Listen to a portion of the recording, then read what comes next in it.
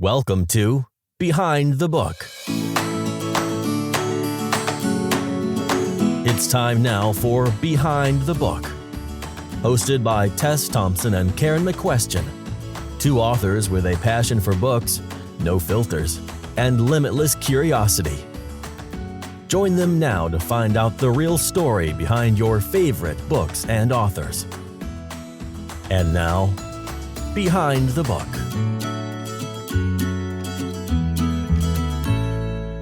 Welcome to Behind the Book. I'm here with my co-host, Karen. Karen, Sure how are you this week? Anything new and exciting? Well, I'll tell you something new and exciting. I was looking at Facebook and I noticed that your banner on your author page says something like coming soon. And then there were 4 book covers. And I was like, what the hell, Tess Thompson? This is not a competition. And then I thought, well, maybe someone's chained her to her desk and won't let her out until she finishes a bunch of books. What is going on with you? Okay. As my friend, I would like you to remind me next year not to do this. I said yes to 3 different Christmas connected series. One was a short story or a very short novella that is part of an anthology. So that's one, and that comes out. Okay, let me just jump in here and say, what do you consider a short novella? How many words? It was 25,000 words. So Not that short. Yeah, it was supposed to be, I wanted it to be shorter so I could go faster. But for our listeners who might not know, novellas are considered anything from 20,000 to 40,000 words.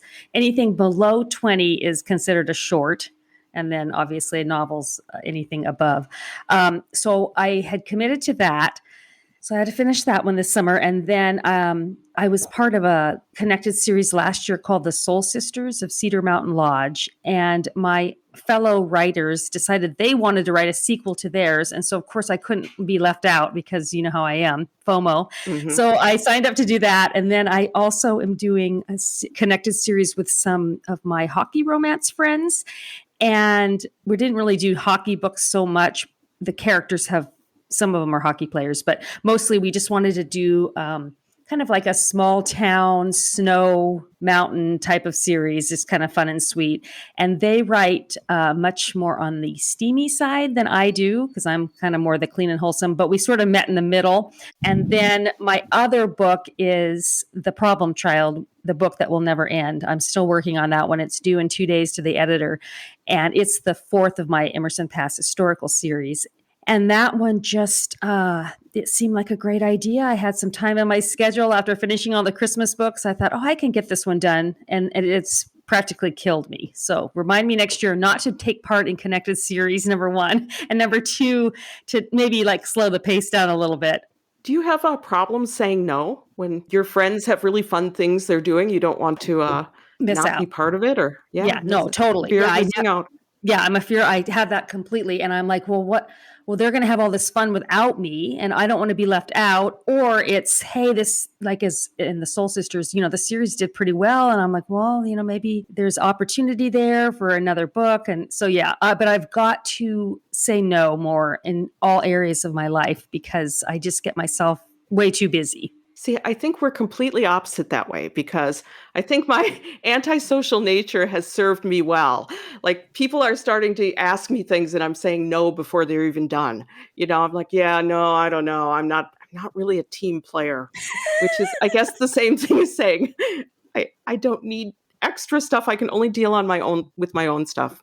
Yeah, well, that's wise. And I'm going to be more Karen-like in the new year. That's one of my goals. More Karen-like. But not the oft thought Karen that you hear about on all the memes nowadays where She's just this horrible speak to the manager kind of person, which for the record, I've never spoken to a manager except when I worked in retail and they were my boss. But well, yeah, I can attest that you're being one of the kindest, most polite people ever. So I'm sorry that you have to deal with the Karen thing. I'm mad on your behalf, as we've talked about before. Well, thank you. I wasn't fishing for a compliment, but I'll take it. Yeah, I'm not it's- that way. Why not? Yeah.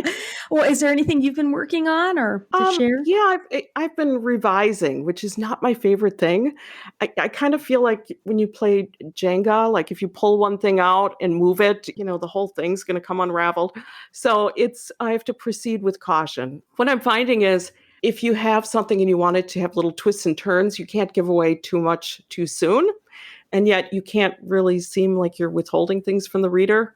And I also want to avoid, what I hate to use the word hate. What I really dislike in books is when the character doesn't do the obvious thing. Yeah. So I had someone suggest, well, maybe she could not confront him about that. And I'm like, no, you're married to someone, something's fishy. You're going to confront them is my thought, Yeah. Well, I hate the books that it's like everything would just be solved with one conversation. Yes. And because it's just not strong, it's not a strong enough plot for it to hold up. And so I totally understand what you mean. So anyway, I'm grappling with that, trying to get it to the right balance. But I feel like I'm on my way to getting it done. So that's good. I'm sure you will. Well, today we had a fun guest. We had a bookstore owner, which is the first time we've had somebody like that on. And I was quite interested to hear what she had to say. And now I want to go to her bookstore, of course. I was just going to say that. I think we need to take a road trip to Fiction Addiction in Greenville, South Carolina. Yeah, I hear Greenville's really cool anyway. Like it's just very arty and fun. So that's on my list to visit anyway. So now it's even further up the list. I love, she had a lot of really cool kinds of events for her. Is it patrons or customers? I would think customers, but I could be wrong. See, that's the thing with being a writer. You're always like second guessing word choices. Exactly. But they had an event they call Book Your Lunch, where she talked about having people come to lunch and hear an author speak, and you get a signed book as part of the event. And I thought, oh, that sounds like so much fun. Yeah, both as an author and a reader. Well, I guess that's enough about us. Should we play the interview for our lovely listeners? I think we should. All right, enjoy the show. Welcome to Behind the Book. Today we have Jill Hendrix with us. She's the owner of an independent bookstore called Fiction Addiction, which is located on the east side of Greenville, South Carolina. Founded in 2001, the store is known for fabulous author events, a well-read staff, and a curated shopping experience for its customers. Welcome, Jill. Thank you.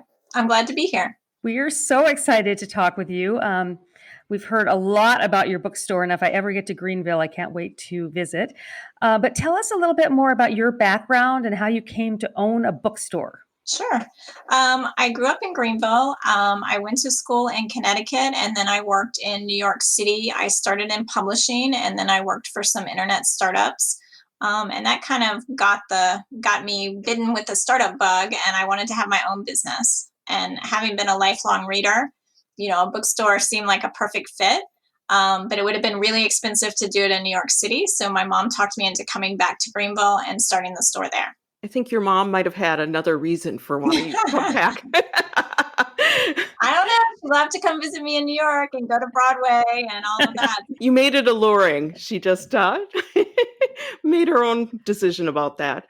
So how did you start a bookstore? You find a site, obviously, and you lease it. And did you connect with other bookstore owners? Well, I did take, when I was living in New York, I took the Paz and Associates kind of opening a bookstore course to just, make sure it wasn't a crazy idea, get some resources, that sort of thing. These days, that was 20 years ago. These days, it's a lot easier to connect with other booksellers because there are Facebook groups that people join as they're investigating the possibility. But then, I put together a business plan and I was looking for a retail space. I started the store as a used bookstore.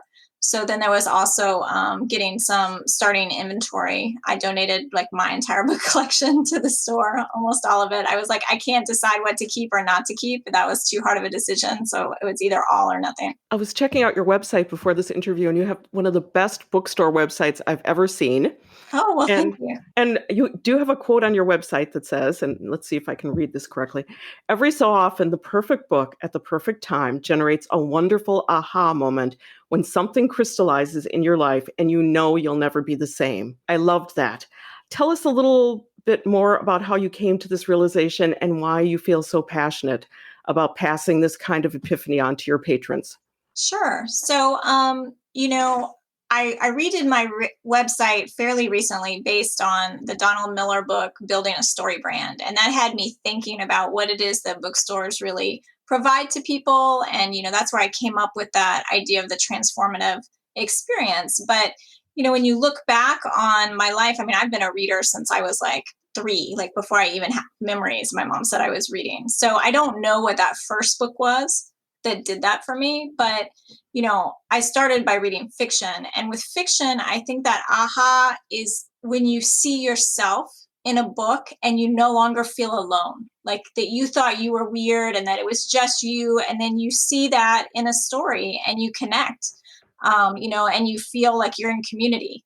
And so that's an aha moment that a lot of children, that's their first experience. But then, the easier ones to think of and to remember are anytime you read a nonfiction book that solves a problem for you, like that Story Brand book that helped me with my website.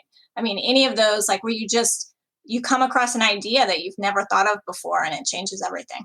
When your store was closed by state mandate because of COVID, you had to be creative and pivot in how you did business. What new changes did you implement during this time? Sure. So we were lucky that in South Carolina, we were only closed for like 2 weeks. We couldn't have, after that, like completely closed to the public. We could do curbside pickup, but we couldn't let people in the store. But the employees could still be there working. So I know a lot of other places had much longer shutdowns, lockdowns kind of stuff. As it turned out, we were in the process of moving our store to a smaller space before COVID hit.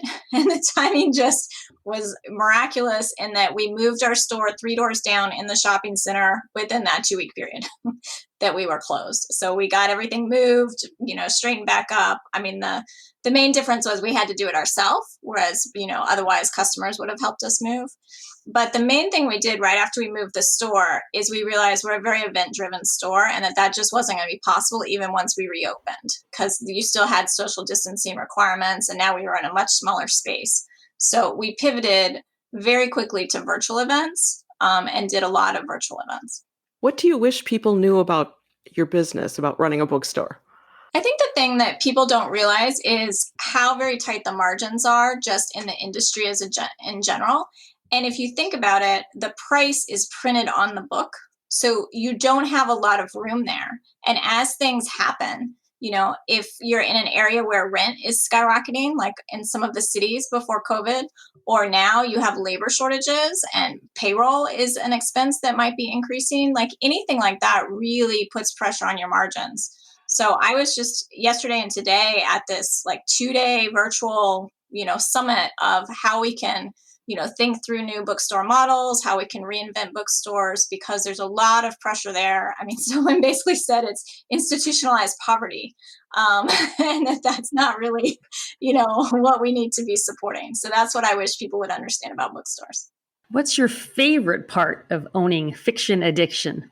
The favorite thing is seeing everything that's going to be released before it comes out. And, you even get to do advanced reads on certain books. But my favorite thing about working in the store is helping customers. Is like when you find that perfect book or they're looking for something and you think of the perfect thing that you just know that they're going to love.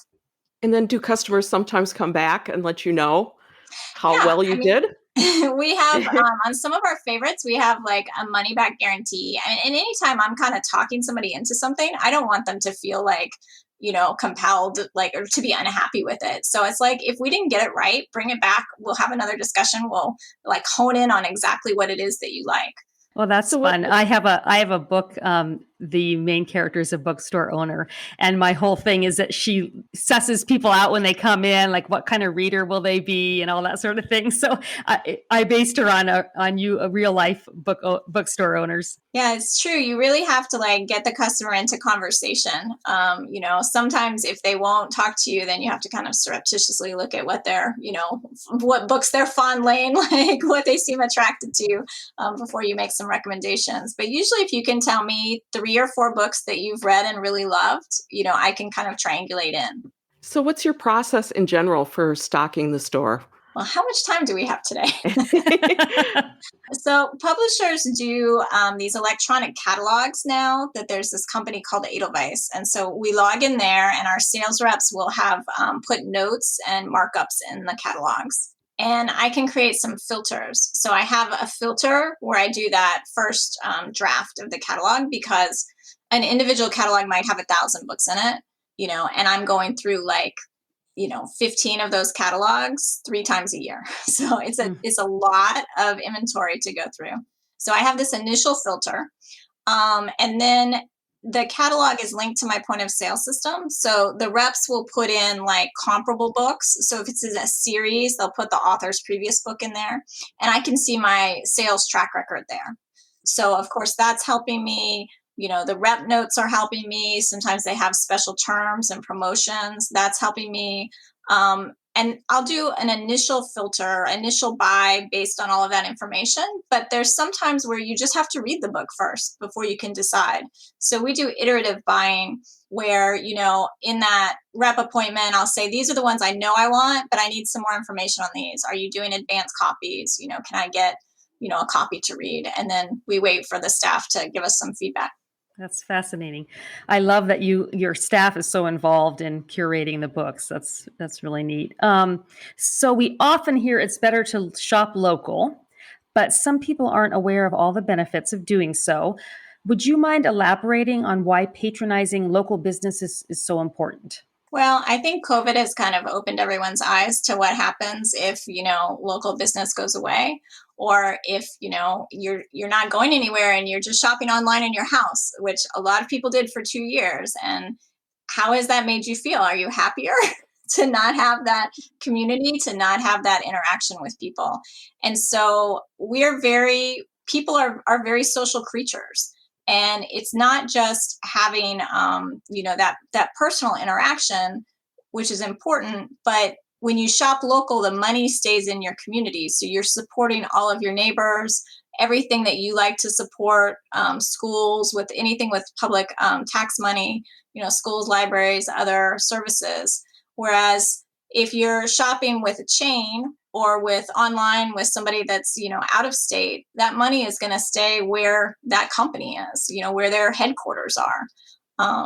Even if they have warehouses and stuff in your area, it doesn't provide as much tax base as it is when, those are retail jobs paying, retail property taxes. So Your bookstore is known for author events, including something called Book Your Lunch.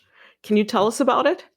Sure. So the Book Your Lunch program started as a way to do author events when we were in a previous space, which was also small, and that we didn't have room to really host a lot of people in the store. And so we partnered with local restaurants to host author events with them, where I ticket it, and the event includes lunch, a book, the author talks, they sign books, they take Q&A. It's a fun experience for everyone.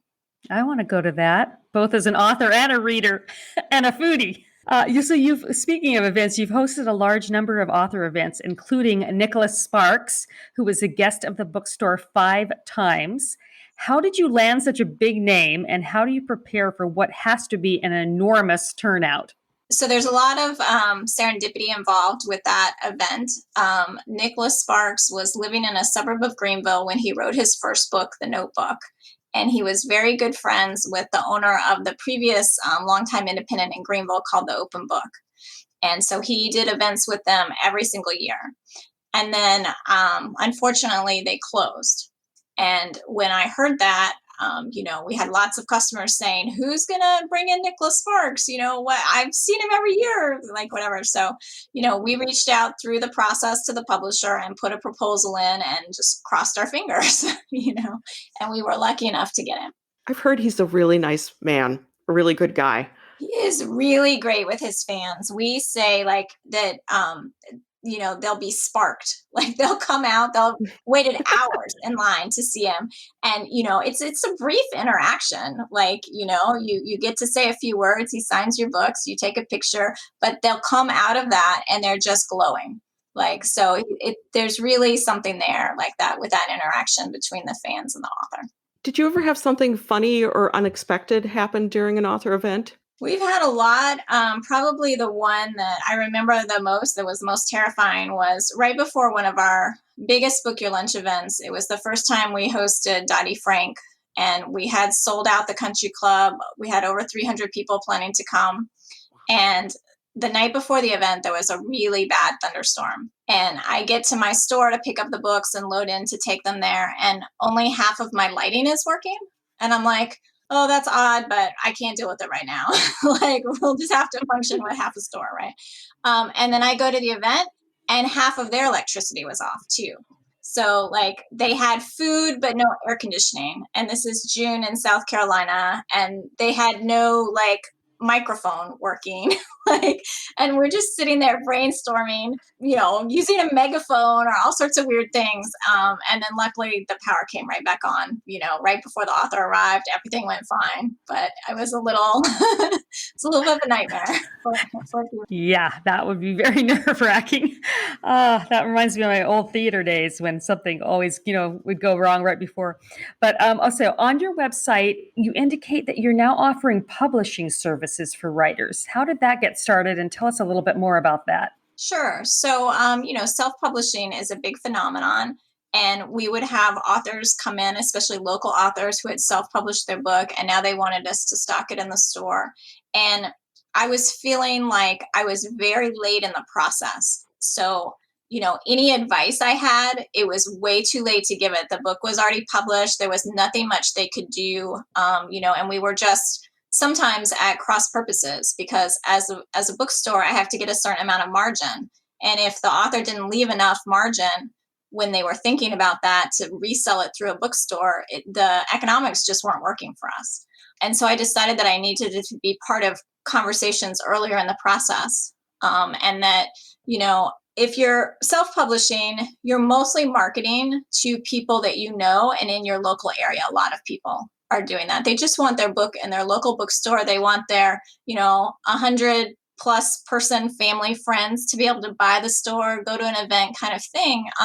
They don't really need to be using a national company, and so I thought this was a service that we could offer locally, and that they would actually get more bang for their buck, because we would have advice for the local market. And so I'd been thinking about it. And then my partner, Valley Sharp, reached out to me separately, and we just formed the partnership. She does all of the technical copy editing and putting the book together, and I do more on the marketing side. So do you help them with picking titles or trying to figure out how to position it towards readers, or exactly what do you do? I think the main thing I do is have a conversation with the author about what their goals are, and to try and educate and set expectations, and to make sure that we're a good fit. I don't want to deceive anybody. I want them to understand how the process works, what the pros and the cons are of doing things different ways. So we call it guided self-publishing, because I'm giving you my expert guidance, but you're the author. You as the author are making the final decisions. I mean, you're the publisher and you get to choose. I'm just giving you the pros and cons and how it might affect you later on, depending on what you decide. All right. Well, I have to ask, what do you love to read? Who are your favorites, or anybody you've discovered recently that you would like to share? I read a lot of genre fiction. So I like a lot of science fiction and fantasy. Dune, the movie, is coming out this weekend, and that's one of my favorite books of all time. So I love that one. There's a fantasy author, Nina Kariki Hoffman, who I love. And I just wish she wrote more books. But What future plans do you have for the store? so it's interesting. What I've been working on over the past 2 years is kind of stepping away from the day-to-day. And letting my employees take over more responsibility for that. And so I'm still involved as a buyer and event coordinator, but I'm not at the store every day. In fact, I've now got my last time slot filled where I'm not running the store at all, anytime. So my husband's there most of the time, and then I have a couple other employees that fill in when he's not managing the store. I was hoping you wouldn't mind walking us through how you plan these events. I'm assuming that the author's publicist contacts you and sets it up, but I'm not really sure. So Sure. So if the author is traditionally published, then the big publishers have this process that they call the event grid request system. And so every publishing season, they say, these are the authors we're going to be touring. Let us know if you would like them. Tell us all about your event, how many books you're going to sell, how big it's going to be, all of that stuff. So you go through and you look at who they're touring. I, of course, look at anybody. They almost never say Greenville, South Carolina in the city stops. So, I'm looking for Atlanta and Raleigh and anywhere near me to be like, oh, you can add us in as a stop. We're really close. And I'm just looking at authors that, I think my customers would just be gaga to, to be able to meet in person. And we put those requests in. It's a little bit like a black hole system. You just let it out into the universe and hope it comes back to you. And then maybe, 2 or 3 months before the book releases, you might get an email or a phone call from the publicist saying, hey, you were interested in this author. Are you still, like you said this? Is that still what you're thinking? But then how do you know how many books to order? It's always a guessing game. At this point, sometimes we know what the limitation is. So sometimes it's the venue, like it only seats so many people. So we have a max there. Sometimes, though, you have a really big venue and you don't really know. And there's a lead time. Like a lot of people like to sign up for things at the last minute, And so we do have a little bit of statistics on, we tend to book, X% of our sales by this time. And if we've hosted the author before, we might have a sense of that. But a lot of times you just guess and you try and guess over. But the other thing I do is I just say, what would make me happy? If I sold this many books, what would make me happy? And then that's usually the amount I put in. Put it out to the universe and just hope. Do you ever do events in conjunction with local schools? If a kid's author is speaking at a local elementary school or something? We do. We send a lot of authors ourselves to schools, and then there are also schools that have booked the author on their own, and they just want to do book order forms with the students. So yeah, that's been very, we love doing that because I think, when a child can actually meet an author, they become real. Whereas before they just thought it was this, it's hard for them to envision this thing of an author and who writes a book and that it could actually be something that they could grow up to do. It just seems like they're all dead people. So especially depending on the school and what they've been reading. So letting them, meet an author, ask questions, hear how an idea goes from an idea to the actual page, is invaluable. So we love sending authors to school. Well, I have a question that is not bookstore or writing related. Jill Hendrix, same spelling. Are you related to Jimmy? No, I get that so much. It's my married name, and so I had to double check, but no. Tess had no idea I was going to ask that. No, that one took me by surprise. Yeah. I had an experience at a author event years ago. Amy Tan spoke at my local bookstore, and she came in and she was dressed really elegantly with an embroidered jacket. She had a mesh bag, and she came in and started reading. And as I was watching her, in the front, I noticed something moving in the bag. And other people noticed it too. And she had a little dog with her. And so that was one of the questions when it was time for the Q&A. Someone said, "Is there a dog in your bag?"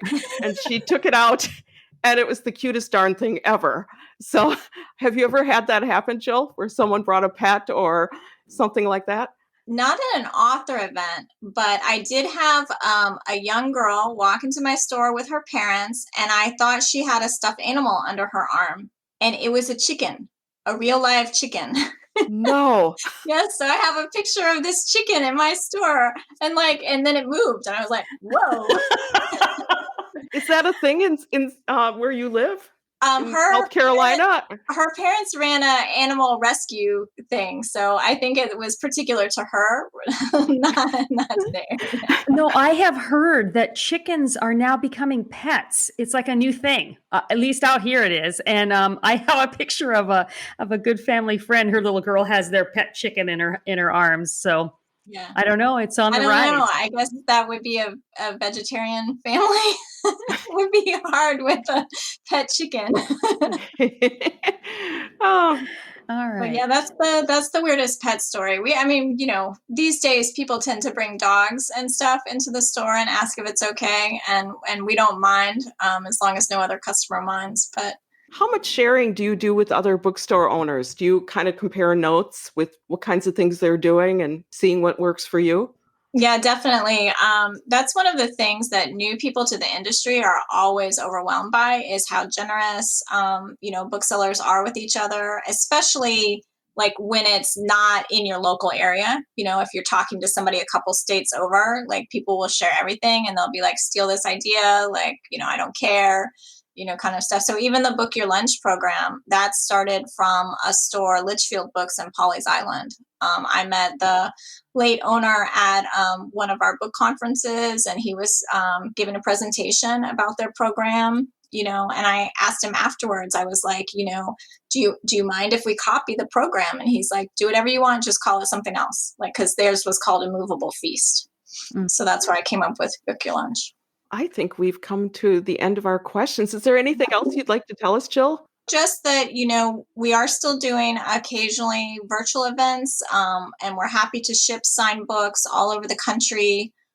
So if your listeners want to support the store, go visit us on our website, www.fiction-addiction.com. Perfect. We do something fun kind of at the end of each podcast. We ask these bonus questions that are just fun, rapid fire answer. Are you up for this? Sure, go for it. Okay. What is one food that will never get past your lips? Probably liver or some other organ meat. Everyone says liver. I love liver. Tess is making faces. My mom eats it, but I've never even tried it. Who would you want to play you in a movie? My husband says probably Sofia Coppola looks the closest to me. Something about the nose. Oh, I I definitely could see that. Yes. I've met her in person too, so I can Oh, attest. look at you name dropping there. It was, like 30 years ago, but that's okay. Because Jill could be like my good friend Nicholas Sparks, but she didn't go there. But Tess is like, I know Sophia. What superpower would you pick given the opportunity? Well, I don't know if it's a specific superpower, but I'd like to be like maybe as fast as the Flash, but only in regarding to reading, so that I could read every book, like, and not be limited by time. That's a good one. What's your biggest guilty pleasure? Probably, just finding the time to read, and these days just immersing yourself in a full-length book and not like flitting back and forth, between Facebook and this notification and that. It just feels like a guilty pleasure, like to just break away from the world and concentrate and get lost in a book. What is the worst job you've ever had? Well, as a child, my chore was vacuuming, and I hate it so much I won't do it now. So we have a Roomba at the store, and my husband vacuums at my house. If you could instantly become an expert in something, what would it be? Facebook advertising. You and me both, sister. So complicated. What's your favorite smell? I like the homey smells, like vanilla, something that like reminds you of baking or... Cinnamon's another good one. Mm-hmm. What is the most terrifying thing you've ever done? Well, I'm a rock climber, so probably it's whatever the last rock climb I just led. Is that Really? you in the picture in behind your head? It is, yeah. I thought maybe it was. Yeah. For the listeners, there's an amazing picture of her climbing a rock or something like a Scaling. Scaling, I guess is the right word. Yeah. What's one thing you're really bad at? Facebook marketing. See a recurring theme here. If you could live your life over again, would you want to? That's a really interesting question. Would you take your knowledge with you, or would it be like a clean slate? Whatever you want. Well, if it's a clean slate, I definitely wouldn't want to do it again. If I could take my knowledge with me, I don't know. We just watched a Stargate episode like that where they're like going back to high school. Are you sure you want to go back to high school? Yeah. A lot of people say if I could skip junior high and high school, maybe. That seems to be a common refrain here on Behind the Book. High school is not everyone's favorite memory. Well, you have been delightful, Jill Hendrix. Thank you so much. And we will make sure to include your website address in the show notes for anyone that wants to check it out. And signed books make an excellent Christmas gift. Yes, they do. It's reminding everybody. They Yeah, do. and And I don't know when the episode is airing, but the supply chain and Christmas panics and holiday shortages. So shop early and often. yes, yeah, and they're often. saying that not only with books but everything this year, just with the supply problems. So yeah. Well, anyway, I can't wait to come to Greenville now to visit your shop. But thank you again for being on the show with us, and we look forward to keeping in touch. Well, you're very welcome. Just let me know if you're going to be in the area. Thanks, Jill. Thank you for listening to Behind the Book, brought to you by authors Tess Thompson and Karen McQuestion. Don't forget to subscribe to the podcast and post a question in the comment section. This has been Behind the Book.